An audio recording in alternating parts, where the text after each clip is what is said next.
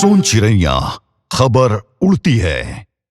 छत्तीसगढ़ के रायगढ़ जिले की 65 वर्षीय ध्यानाबाई बरेठ की आंखों के आंसू अब सूख चुके हैं। सिस्टम की बेरुखी, गरीबी की मार और बेबसी का बोझ लिए यह बुजुर्ग महिला दर दर की ठोकरें खा रही है। ना कोई पक्का ठिकाना है, ना सिर छुपाने की जगह है। उनके पास बस एक बैग है जिसमें कुछ कपड़े और ढेरों चिट्ठियां हैं।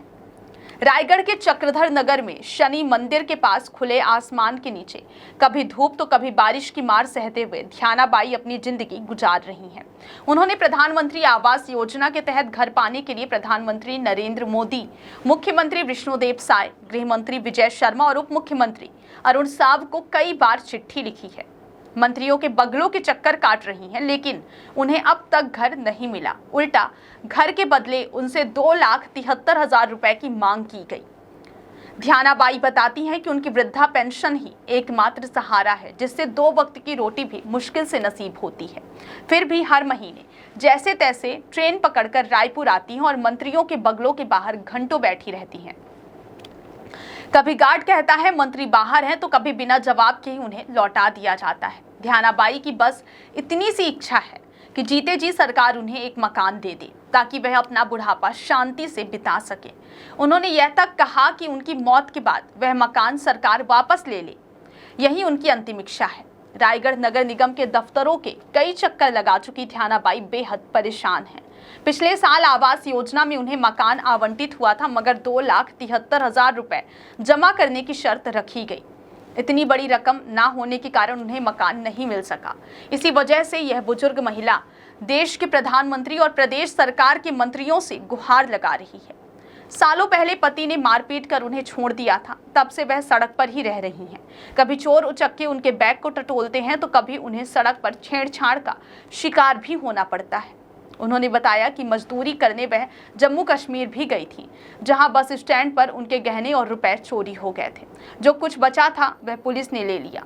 बड़ी मुश्किल से खुद को बचाकर वह वापस छत्तीसगढ़ पहुंची। 1 साल से रायगढ़ और रायपुर के बीच चक्कर काट रही इस महिला की मदद के लिए अब तक कोई आगे नहीं आया। बार बार नगर निगम के दफ्तर जाने पर अफसर भी उनसे चिड़चिड़ा जाते हैं और उन्हें भगा देते हैं। ध्यानाबाई के पास नगर निगम रायगढ़ की एक चिट्ठी है, जिसमें प्रधानमंत्री आवास योजना के तहत चंद्रनगर में उन्हें एक मकान आवंटित किए जाने की जानकारी दी गई। लॉटरी के माध्यम से उन्हें ब्लॉक डी में मकान नंबर 23 आवंटित हुआ है। हालांकि इस पत्र में स्पष्ट रूप से लिखा है कि इस आवास का स्थायी कब्जा प्राप्त करने के लिए उन्हें 30 अगस्त 2024 तक 2,73,000 रुपए निगम कोष में जमा करने होंगे।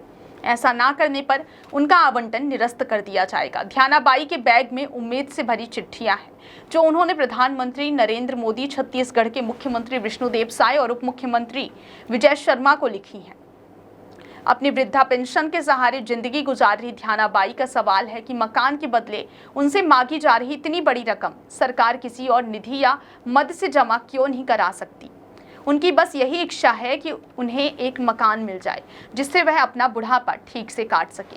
यह कहानी सिस्टम की संवेदनहीनता और एक बेसहारा बुजुर्ग महिला की बेबसी को दर्शाती है। क्या सबका साथ सबका विकास का नारा ध्यानाबाई जैसी जरूरतमंदों तक नहीं पहुंचेगा? क्या सरकार उनकी अंतिम इच्छा पूरी कर पाएगी? सोन चिड़ैया खबर उड़ती है।